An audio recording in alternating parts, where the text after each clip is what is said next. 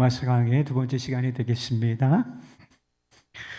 복음은 좋은 소식이라는 의미라고 말씀을 드렸습니다. 하나님의 아들 예수 그리스도께서 우리의 죄를 대신하여 십자가에 달려 죽으시고 부활하셨다라고 하는 소식, 그 주님께서 우리와 함께 하신다는 소식이 정말 좋은 소식이지요. 근데 여러분, 이 복음이 어떤 사람에게 필요한지 여러분 생각해 보셨습니까? 어떤 사람에게 이 복음이 필요할까? 유대인에게 필요하겠습니까? 아니면 이방인에게 필요한 것일까요? 가난한 사람에게 이 복음이 필요하겠습니까? 아니면 부자에게 필요하겠습니까? 사회적 지위가 낮은 사람에게 이 복음이 필요하겠습니까? 아니면 사회적 지위가 아주 높은 사람에게 이 복음이 필요하겠습니까? 젊은 사람에게 이 복음이 필요할까요? 아니면 나이 든 사람에게 이 복음이 필요하겠습니까? 교회 밖에 있는 사람에게 이 복음이 필요할까요? 아니면 우리처럼 교회 안에 있는 사람에게 복음이 필요하겠습니까? 예수를 믿는 사람에게 복음이 필요할까요? 아니면 예수를 믿지 않는 사람에게 이 복음이 필요하겠습니까? 답이 무엇이겠습니까? 모든 사람에게, 지금 언급된 모든 사람에게 복음이 필요하다는 것, 그것이 정답인 것입니다. 바울은 로마에 있는 사람들이 믿음을 가졌다라고 하는 소식을 듣고 하나님께 감사를 표한 다음에 로마에 있는 성도들을 위해서 쉬지 않고 기도하고 있음을 밝혔습니다. 그리고 로마에 있는 성도들에게 방문하고자 하는 그런 계획이 있음을 말하고 있어요. 10절 말씀입니다. 어떻게 하든지 이제 하나님의 뜻 안에서 너희에게로 나아갈 좋은 길 얻기를 구하노라.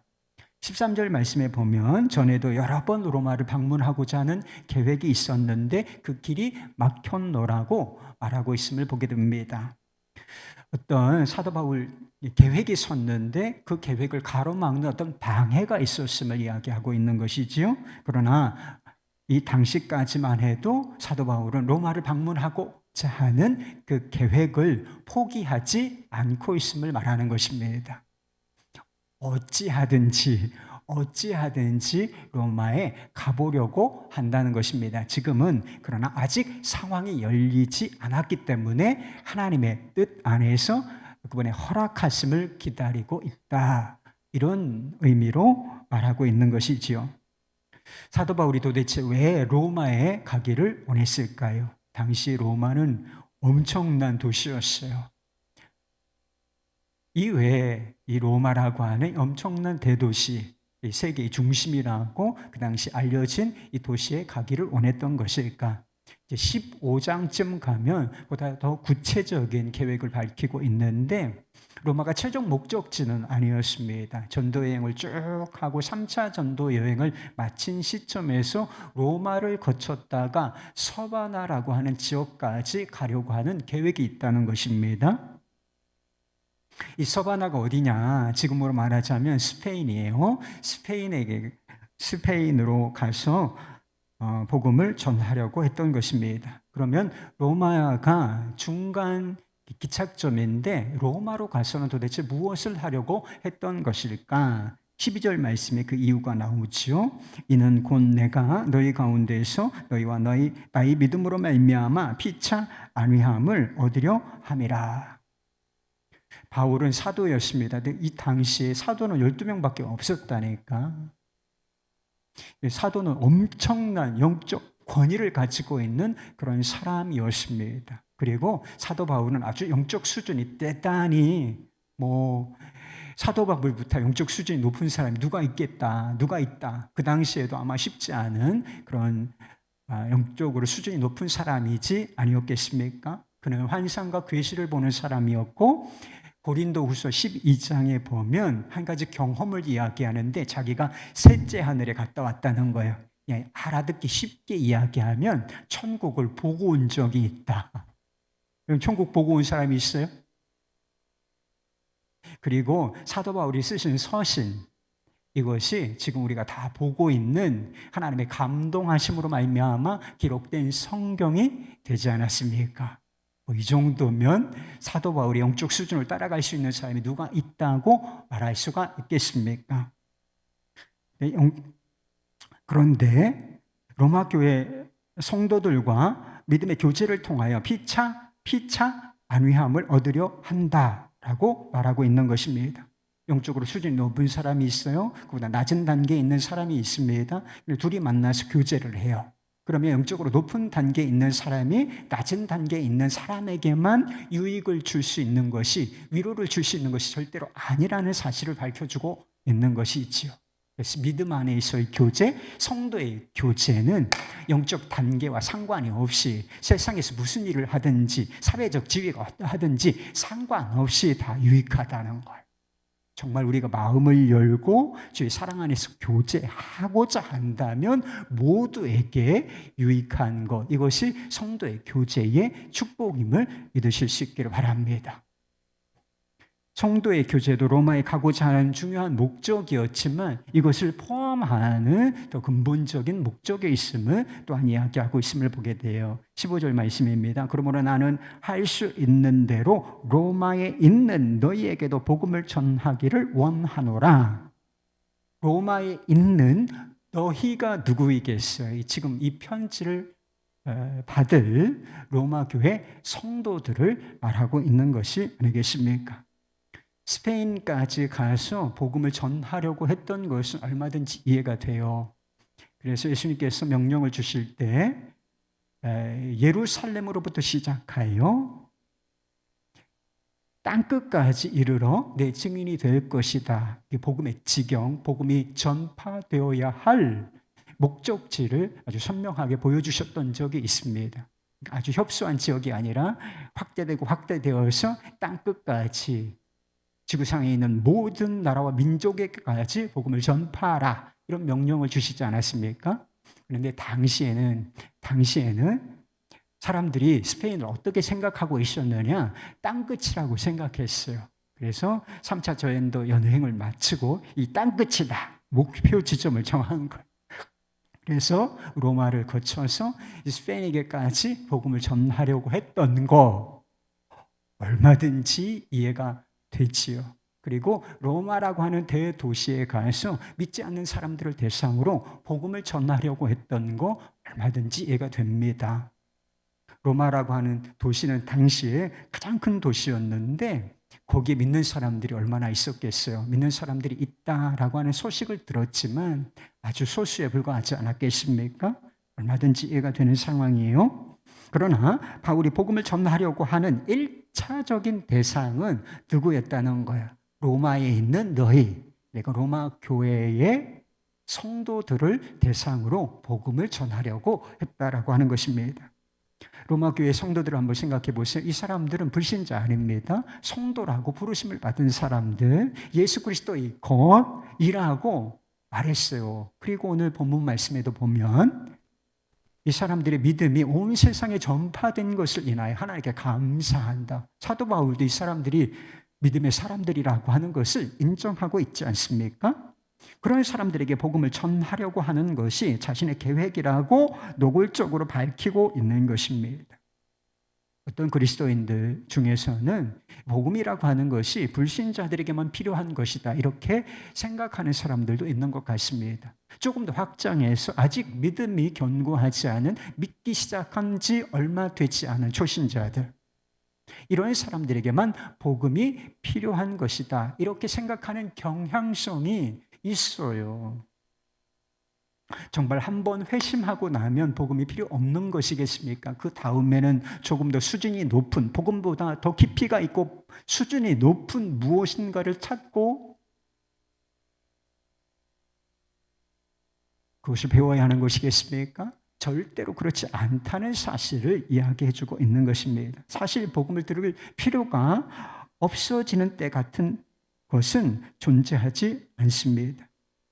복음이라고 하는 것은 하나님께서 우리에게 주시고자 하는 전부이고, 그리고 그것은 처음부터 끝까지 우리의 삶의 모든 순간에, 그리고 우리의 삶의 일부가 아니라 삶의 전 영역과 관련된 것, 이게 바로 복음의 실체이기 때문인 것입니다.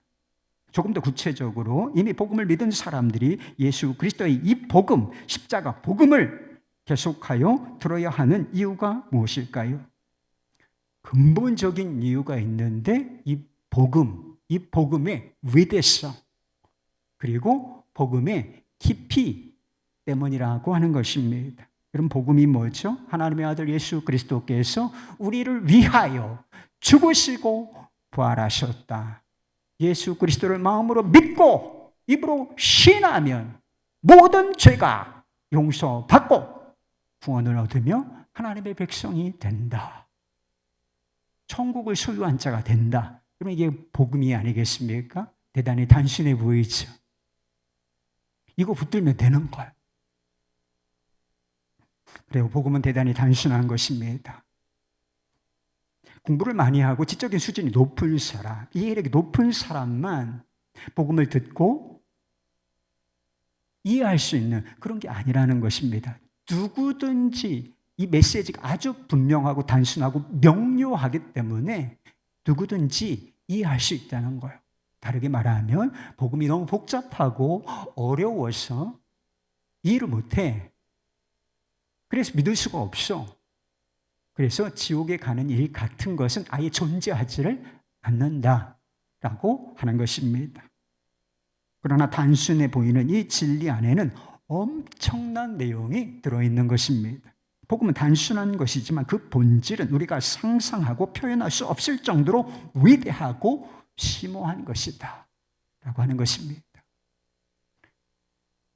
바울이 에베소서를 썼는데 에베소 교회 성도들을 향하여서 쓴 편지지요. 거기에서 에베소 교회 성도들을 위해서 기도하는 장면이 나와요. 그래서 1장에 보면 그들을 위해서 어떻게 기도하는가?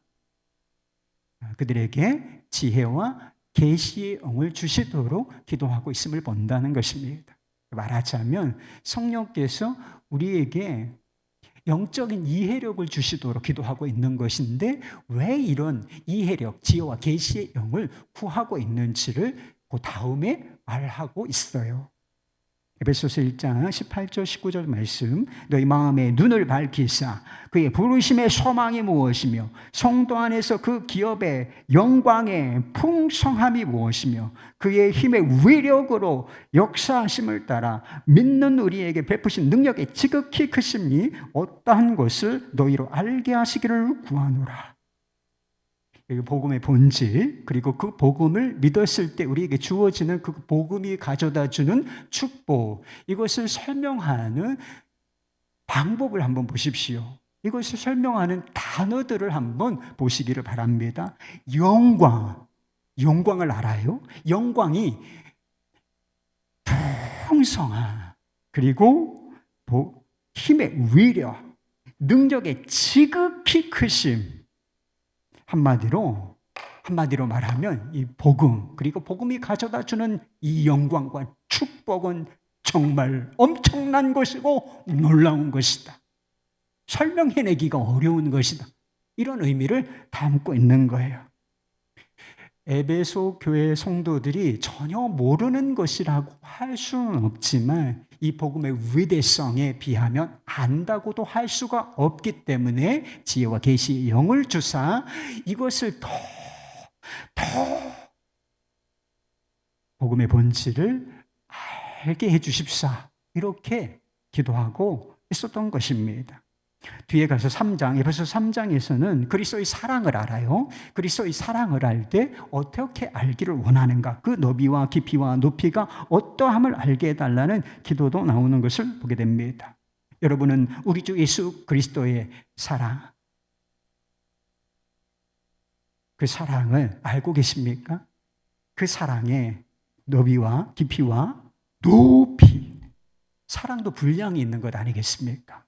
사랑의 너비, 사랑의 깊이, 사랑의 높이, 십자가 사랑, 그것을 알고 있으신가요? 아는 게 있기 때문에 이 자리에 있으신 거죠. 하나님이 나를 사랑하시고 그리스도 안에서 십자가가 얼마나 큰 사랑인가 아는 게 있으시니까, 전혀 모른다면 여기 있을 이유가 없는 것이죠. 아는 게 있으니까 이 자리에 있지만 실제로 안다 한들 그 사랑의 너비와 깊이와 높이를 어찌 다 안다고 할 수가 있겠어요? 부모님의 사랑의 깊이는 다 아십니까? 여러분 자녀들 키우시죠? 자녀들이 여러분의 사랑, 그 사랑의 깊이, 넓이, 높이를 안다고 생각하십니까? 알긴 뭘 알아 네가. 알긴 뭘 알아요. 아는 게 있지 걔네들도. 그렇지만 내 마음에 있는 사랑 한 10분의 1이나 알까? 10분의 1이 뭐야? 아주 일부분만. 부모의 사랑도 그렇단 말이에요. 그런데 하나님 아버지 그 십자가 사랑, 그것을 우리가 어찌 안다고 이야기할 수가 있겠습니까? 십자가 사랑은 깊이를 알 수 없는 신비인 것입니다. 생각해 보세요. 하나님이 인간이 되셨습니다. 전능하시고 무한하시고 영원하신, 개념도 안 잡히죠. 무한하다는 게 여러분 개념이 잡힙니까? 영원하다는 것이 개념이 잡히나요? 개념이 안 잡히는 거예요. 표현을 할 뿐이지. 개념이 안 잡힌다는 뜻을 그렇게 표현을 하고 있는 것입니다. 그렇게 위대하시고 그렇게 영광스러우신 하나님께서 이 좁아턴신 육신을 입으셨다는 거예요. 이 한계가 너무나 분명한 육신을 입으셨고 뿐만 아니라 십자가에 달려 죽기까지 하셨다라고 하는 것입니다. 그것도 아주 훌륭한 사람, 어떤 최고의 존재를 위해서 그렇게 하신 것이 아니라 나 같은 죄인, 우리 같은 죄인을 위해서 그리 하셨다는 것. 여러분 이것이 이해가 되시냐 하는 것입니다. 안다고 하는 게 교만이에요. 안다고 생각하면 사실은 아무것도 모르는 것입니다. 몰라요. 몰라. 모르기 때문에 더 알아야 하는 것이고 그 실체를 맛보아야 하는 것이고, 그렇기 때문에 우리가 복음을 안다 하지만 복음을 계속하여 듣고 그것을 마음에 받아야 하는 것입니다. 우리의 믿음은 회심한 이후에도 계속 자라야 하는 거예요. 믿음이 한번 믿고 끝나는 게 아니에요. 믿음은 아이가 태어나서 쭉 자라는 것처럼 믿음도 자라야 한다라고 얘기를 하고 있어요. 어떻게 해요? 미숙한 믿음에서 성숙한 믿음. 믿음, 어린아이와 같은 믿음이 있지만 장성한 믿음의 분량도 있다고 했어요. 그리고 흔들리고 연약한 믿음에서 아주 견고한, 딱 믿음 안에 서 있는 이런 믿음도 있지 않습니까? 이런 믿음의 분량으로 자라야 한다는 것입니다. 우리의 믿음이 어떻게 자랄 수가 있겠어요? 여러 가지 요소가 있지만 가장 중대한 요소 한 가지가 있는데, 로마서 10장 17절에서 바울이 이 원리를 밝혀주고 있어요. 복음을 들어야 한다는 것입니다. 믿음은 들음에서 나니 이 복음을 들어야 한다라고 그 원리를 밝혀주고 있습니다. 11절 말씀에 보면 바울이 로마에 있는 성도들을 만나고 싶어하는 이유를 그렇게 밝히고 있어요. 어떤 신령한 은사를 너희에게 나누어 주어 너희를 견고하게 하려 함이니. 약간 오해의 소지가 있어요. 이 말씀을 보면. 그러니까 사도 바울 자신이 은사를 나누어 주는 것처럼 해석할 여지가 있습니다.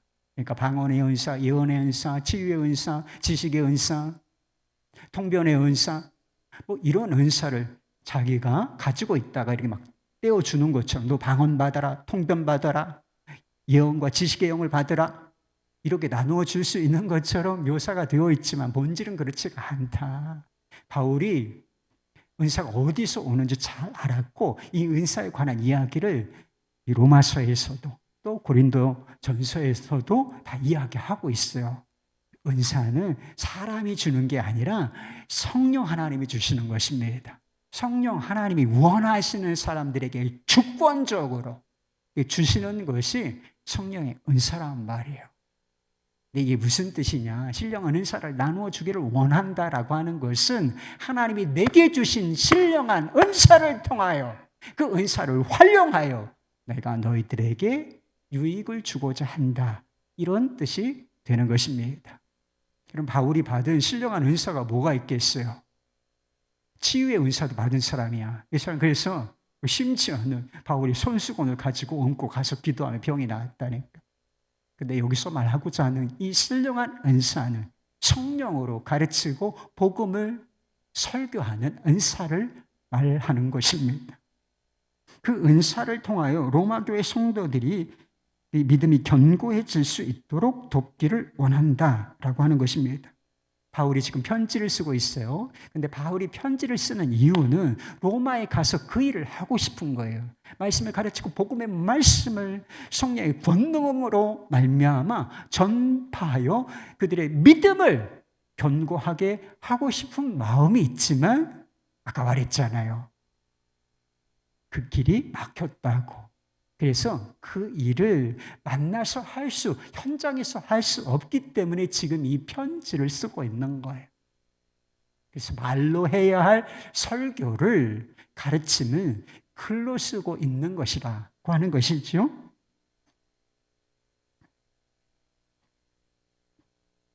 여러분, 바울이 계획대로 로마에 갈 수 없었던 것은 우리로서는 엄청난 축복이에요. 가고 싶었는데 하나님 허락지 않으셨던 이유가 있는 거예요. 그래서 이 로마서가 기록된 것이고 우리에게까지 전달된 것이 아니겠습니까?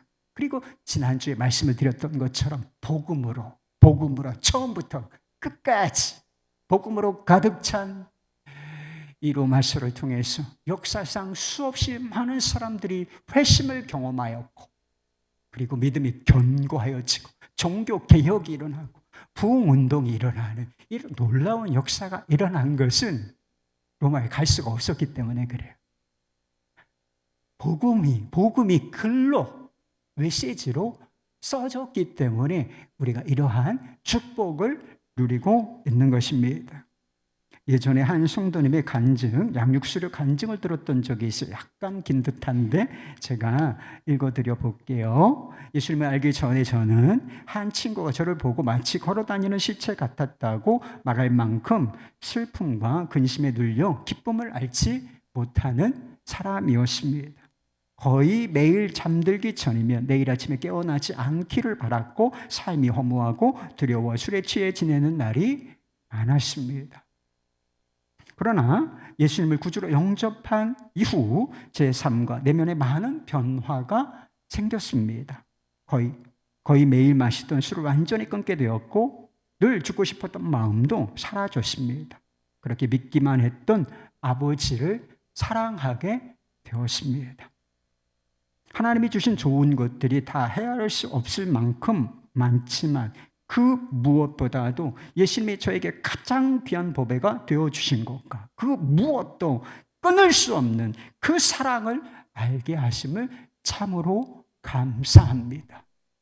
양육 과정을 통하여 예수님이 어떤 분이신지 구원이 무엇인지 제가 믿는 믿음의 내용을 다시 확인하고 고백하는 은혜가 있었습니다. 세상 가운데 사는 일은 여전히 어렵고 힘든 싸움이지만 이제는 흔들리지 않는 나라를 받았음을 인하여 힘을 얻습니다. 양육 교재의 제목이 당신은 행복하십니까? 였는데 이 질문에 큰 소리로 대답하고 싶습니다. 예, 그렇습니다. 살아계신 예수님으로 인하여 참 행복합니다. 제 안에 구원과 생명과 기쁨이 되신 예수님께 모든 경배와 찬양을 올려드립니다. 여러분, 이 성도님은 복음을 통해 정말 죽은 것 같은 삶을 살다가 예수 그리스도를 마음의 구주로 영접한 이후에 삶의 변화를 경험한 분이었어요. 삶이 살아났단 말이에요. 근데 교회를 등록을 했어요. 양육을 받으래. 복음 메시지를 배우라는 거예요. 그런데 이 양육 과정을 통해서 복음을 다시 듣고 믿음의 내용을 확인하게 된 것입니다. 그럼으로써 유익을 얻고 흔들리지 않는 나라를 받았음을 인하여 내가 힘을 얻었다. 이렇게 고백하고 있는 것입니다.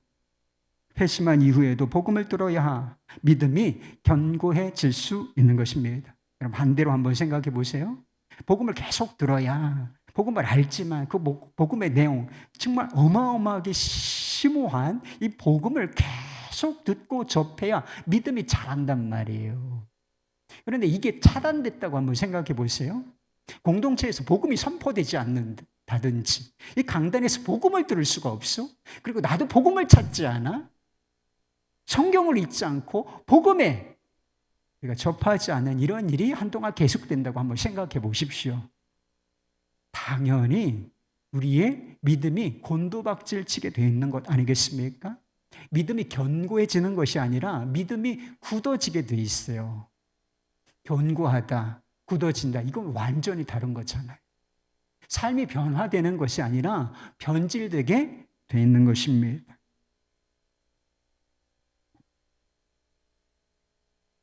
계속하여 우리가 복음을 듣지 못하면 우리의 믿음이 굳어지거나 변질되는 이유가 있는 것입니다. 하나는 우리 안에 있는 죄성 때문이고, 또 하나는 우리 밖에 있는 죄성 때문에 우리가 계속 복음에 노출되고 복음을 접하고 복음을 마음에 받아들이고 이렇게 하지 않으면 굳어진다는 거예요. 그리고 삶이 이상하게 왜곡되고 변질되는 이런 일이 일어날 수밖에 없는 상황 속에 놓여 있다는 거예요. 복음은 내가 무엇을 했느냐, 이것에 관한 이야기가 아니고 예수 그리스도가 누구시냐, 그리고 그분이 우리를 위하여, 나 같은 사람을 위하여 하신 일이 무엇이냐에 관한 메시지인 거예요. 그에 반해서 우리 안에 있는 죄성은 나 자신을 의식하는 거예요. 나 자신. 그리고 내가 무엇을 했느냐, 이것을 의식하고 주목하는 거, 이게 죄성입니다. 우리가 예수를 믿고 구원을 받았어요. 그렇게 믿어요. 그런데 이 죄성이 싹 사라졌다면 얼마나 좋겠어요. 결국은 우리 주님께서 그렇게 하실 것입니다. 그런데 아직은 이 땅에 있을 때 죄성이 우리 육신 속에 남아있다고 이야기하고 있어요. 그래서 로마서 7장에서 이 문제를 자세하게 다루게 됩니다. 바울이 그 일을 다뤄요.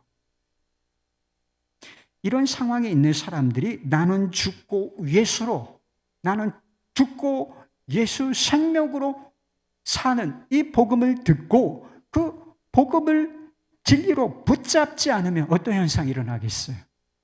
어떤 현상이 일어나겠어요? 자아가 살아난단 말이에요. 자기를 계속 의식해.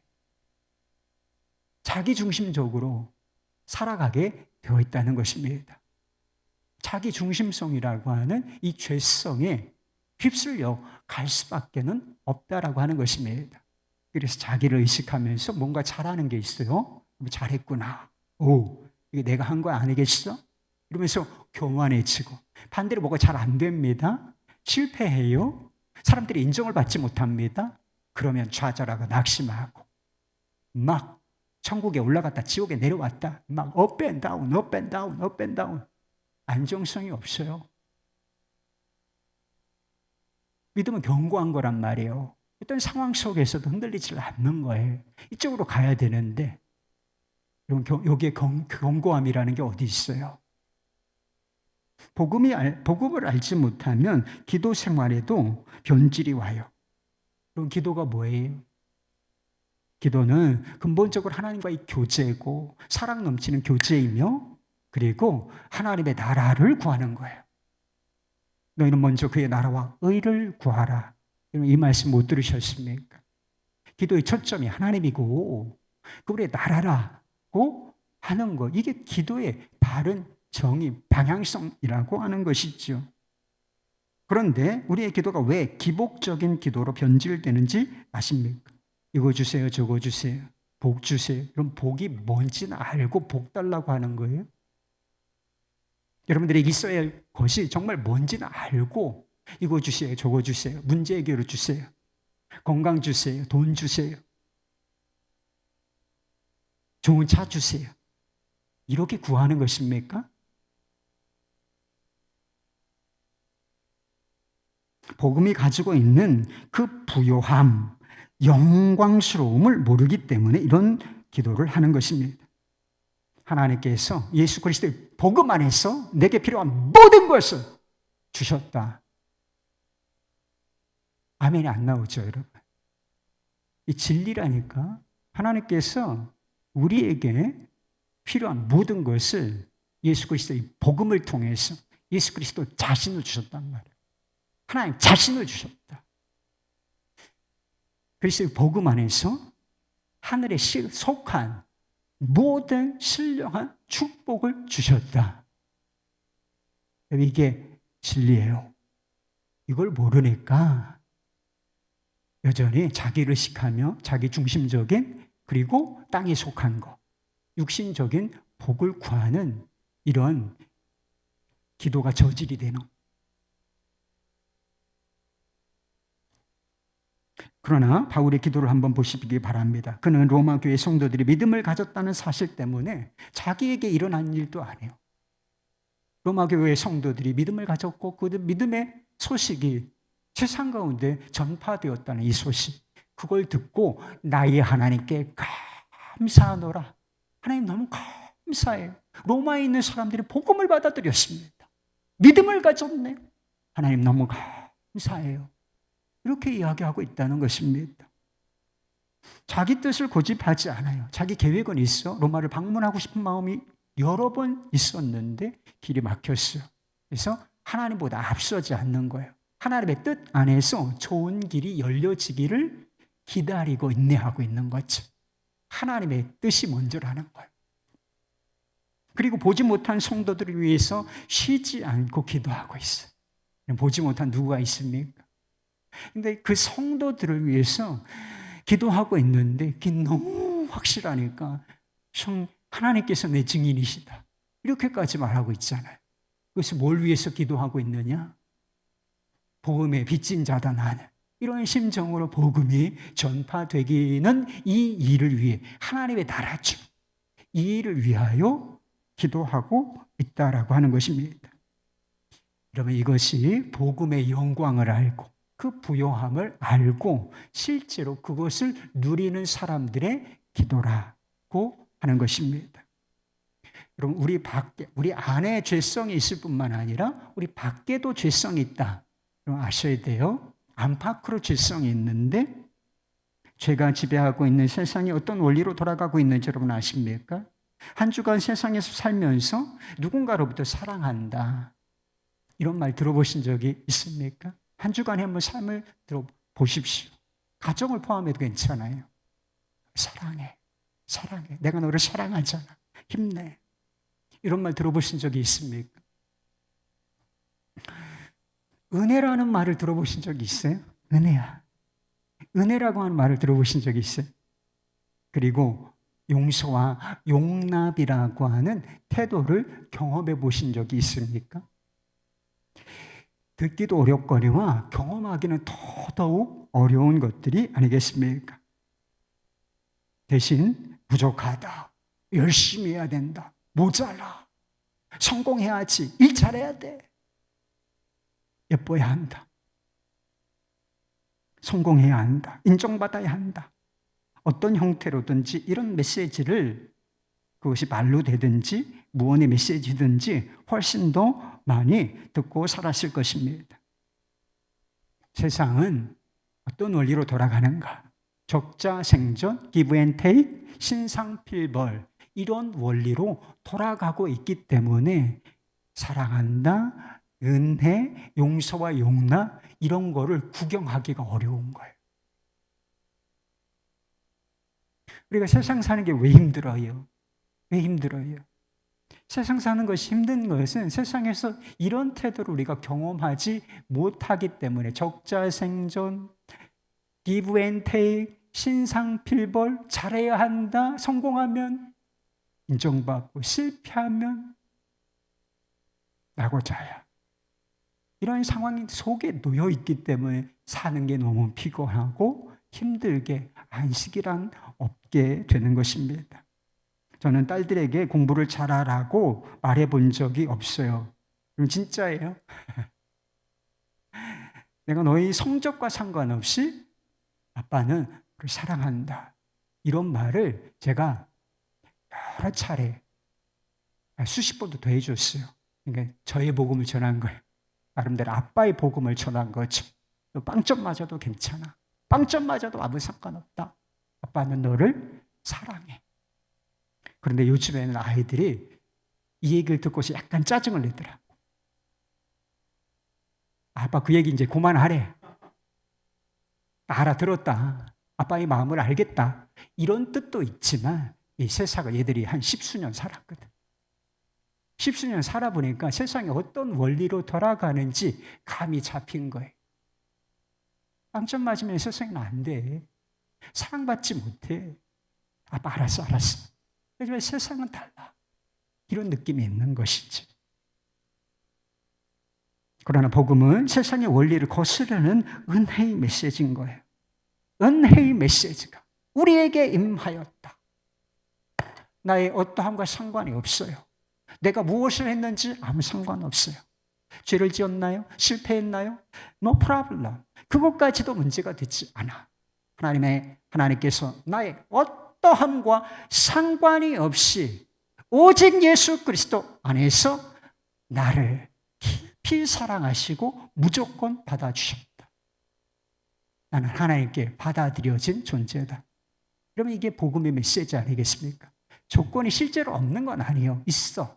하나님이 찾으시는 조건이 있지만 우리에게서 찾으신 것이 아니라 예수 그리스도 안에서 다 찾아내시고 완전히 받아내셨기 때문에 우리를 무조건적으로 용납하고 사랑하고 용서해 주실 수가 있었던 거예요. 할렐루야. 이게 은혜의 복음인 것입니다. 은혜 앞에서는 애쓸 것이 없어요. 몸부림치고 막 세상에서처럼 인정받고 사랑받고 성공하고 이런 존재라고 인정받기 위해서 몸부림칠 필요가 없다. 내면은 막 무너져 있는데 너무 힘들다. 괜찮아. 나 괜찮지? 응? 나 괜찮단 말이야. 이렇게 꾸밀 필요도 없어진다라고 하는 것입니다. 하나님께서 내가 합당치 않은 죄인인 것을 아시면서 내 영혼을 속속들이 내 마음까지 생각 하나까지 다 아시면서도 오케이, 괜찮아. 내가 너를 이미 받아주었다. 내가 너를 사랑한다. 라고 하는 메시지이기 때문인 것입니다. 이 메시지가 귀에 들리고 마음으로 내려오고 마음에 닿아야 우리 마음에 안식이 오는 거예요, 여러분. 우리의 마음이 거기서 살아나기 시작하는 거예요. 세상이 피곤하다 그랬죠? 살기 힘들다 그랬죠? 그 힘든 세상을 살아낼 수 있는 용기가 은혜, 하나님의 사랑, 복음에서 나오는 것입니다. 반대로 복음을 듣지 못하면 당연히 우리 안에도 그런 성향이 있고 우리 밖에도 그런 성향이 있는데 이 성향, 적자생존, give and take, 신상필벌, 이 원리, 이 거대한 원리 확 하고 휩쓸려서 살 수밖에 없게 되는 것입니다. 리처드 레이블스라고 하는 사람이 영적 생활의 역동성이라고 하는 책에서 이렇게 말했어요. 스스로 쌓은 영적인 업적과 상관없이 하나님이 예수 안에서 자신을 사랑하시고 맞아들이신다는 점을 확신하지 못하는 신자는 불신자보다 더 불안정하다. 또 하나님의 거룩하심과 자신이 지녀야 할 의에 관한 기독교적 지식으로 인해서 받게 되는 지속적인 공격 때문에 무의식적으로 심하게 동요한다. 이러한 불안정은 자신의 의에 관한 과도한 방어적 주장과 다른 사람에 관한 방어적인 비판을 거만스럽게 드러낸다. 필사적으로 율법적인 바리새인의 의에 매달리고 시기와 질투를 일삼는 등의 죄가 그들의 근본적인 불안에서 터져 나온다. 예수님을 믿는다고 하지만 복음으로 살지 못하고 율법적으로 사는 사람들이 얼마나 많은지 몰라요. 여러분, 율법적인 것은 굳어진 거거든요. 복음은 말랑말랑한 거, 은혜는 말랑한 부드러운 것을 말해요. 그런데 율법적이 돼. 이게 굳어지고 간이 굳어지는 것처럼 뼈가 굳어지는 것처럼 막 뻣뻣하기가 이럴 데가 없이 신앙생활을 하고 있는 사람들, 변질된 신앙생활을 하고 있는 사람들이 불행하지만 우리 주변에 너무 많이 있다는 것입니다. 율법주의에 빠져서 자기 의의를 내세우고 내가 이런 존재란 말이야, 나 무시해? 방어적으로 반응하고 다른 사람 시기하고 질투하고 비판하고 정죄하기를 좋아하고 이런 사람들의 내면은 불신자보다 더 불안정하다는 거예요. 세상의 신상필벌, 기브 앤 테이크, 적자생존, 여기서 사는 사람들이 다 불안하단 말이에요. 그런데 율법주의에 빠져서 그 믿음이 변질되고 굳어진 사람들은 그들보다 더 내면이 불안정할 수가 있다는 것입니다. 왜 이런 현상이 나타나겠습니까? 은혜의 복음, 그것이 들려지고 마음으로 들어와 그 복음에 내 마음이 녹아지지 않았기 때문에 그래요. 그러니까 굳어지는 거예요. 복음이 들어와서 그 복음의 능력 안에서 내 마음이 녹아지고 나 자신이 녹아져야 되는데 이 녹아짐이 없기 때문에 굳어지고 율법주의에 빠지는 일이 발생할 수밖에 없는 것입니다. 어떤 분이 이런 말을 했어요. 요즘 복음이 필요한 사람이 교회 밖이 아니라 교회 안에 더 많이 있다. 십자가 앞에서 무릎을 꿇고 그 마음의 무너짐을 경험해야 할 사람들이 교회 밖이 아니라 교회 안에 더 많이 있다. 하나님의 사랑으로 인해 단단하고 교만한 마음이 녹아져야 할 사람이 교회 밖이 아니라 교회 안에 더 많이 있다. 교회 안에 더 많다. 이건 좀 지나친 말일 수도 있지만 하여튼 복음을 듣고 그 앞에 무릎을 꿇고 그 복음에, 사랑의 복음에, 은혜의 복음에 마음이 녹아지고 삶이 새롭게 되어야 할 사람, 우리 안에 너무 많은 거 사실 아닙니까? 얼마 전에 룻기 강해를 끝냈습니다. 흉년 때문에 모압 땅으로 이주했던 나오미, 그는 남편과 자식을 다 잃어버리는 인생 흉년을 경험하고 말았지요. 이제는 나를 나오미라, 기쁨이라 부르지 말고 말하라, 쓰다라고 불러라. 그러나 우리는 쓴물과 같았던 나오미의 그리고 룻의 삶이 놀랍게 변화되는 것을 보았습니다.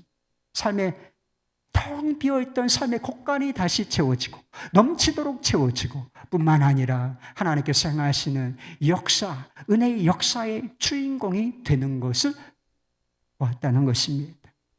그들의 삶이 도대체 언제부터 변하기 시작했을까? 베들레헴으로 돌아갔을 때요. 그리고 보아스를 만나고 보아스와 우여곡절 끝에 계대 결혼이 성사되었을 때이겠습니까?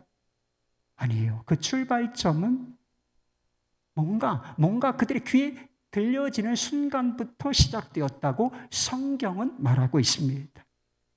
룻기 1장 6절 말씀, 그 여인이 모압 지방에서 여호와께서 자기 백성을 돌보시사 그들에게 양식을 주셨다 함을 듣고 하나님께서 자기 백성을 돌보셨다는 소식, 다르게 말하면 헤세드의 하나님께서 자기 백성에게 은혜를 베푸셨다는 이 소식, 복음의 소식이 들리는 것부터 그들의 삶이, 마음이 움직이기 시작하고 결국은 그들의 삶이 변하여졌다고 말씀하고 있는 것입니다. 여러분에게는 은혜의 복음, 이 은혜의 복음이 계속 들려지고 있습니까? 그 은혜의 복음이 여러분의 마음에 닿고 여러분의 삶이, 내 자아가 그 은혜의 복음에 녹아지고 있나요?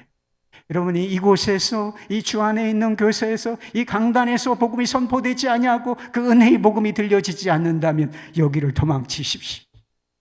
복음이 없는 교회를 버려버리십시오, 여러분. 그건 죽은 공동체에 불과하니까, 죽은 인생에 불과하니까. 복음이 들려야 영혼이 변하고 삶이 변하는 것입니다. 복음이 들려야 관계가 변하고 공동체가 변하는 것입니다. 복음이 들려야 부부 관계가 살아나고 죽어있던 가정이 살아나는 것입니다. 복음이 들려야 어두운 이 세상이 조금이라도 바뀌어질 수 있는 것입니다. 복음은 하나님께서 영혼을 살리시고 관계와 공동체, 우리의 삶을 변화시키는 유일한 통로요, 유일한 방법이기 때문인 것입니다. 사도 바울은 자신 안에 있는 굳은 결심을 이렇게 말했던 적이 있습니다. 고린도전서 2장 2절 말씀, 내가 너희 중에서 예수 그리스도와 그가 십자가에 못 박히신 것 외에는 아무것도 알지 아니하기로 작정하였습니다. 여러분, 무엇을 더 알기를 원하십니까? 뭘 작정하신 게 좀 있나요? 십자가 복음, 이 십자가 사랑, 하나님께서 우리에게 주신 이 복음, 그것의 너비와 깊이와 높이를 알기를 갈망하시기를 바랍니다. 그 복음을 듣고 또 듣고 보고 또 보고 붙잡고 그 복음에 녹아지실 수 있기를 바랍니다. 온통 다 복음으로 둘러싸여 있는 그런 인생이 되시기를, 복음 충만한 인생이 되시기를 우리 주 예수 그리스도 이름으로 축원합니다.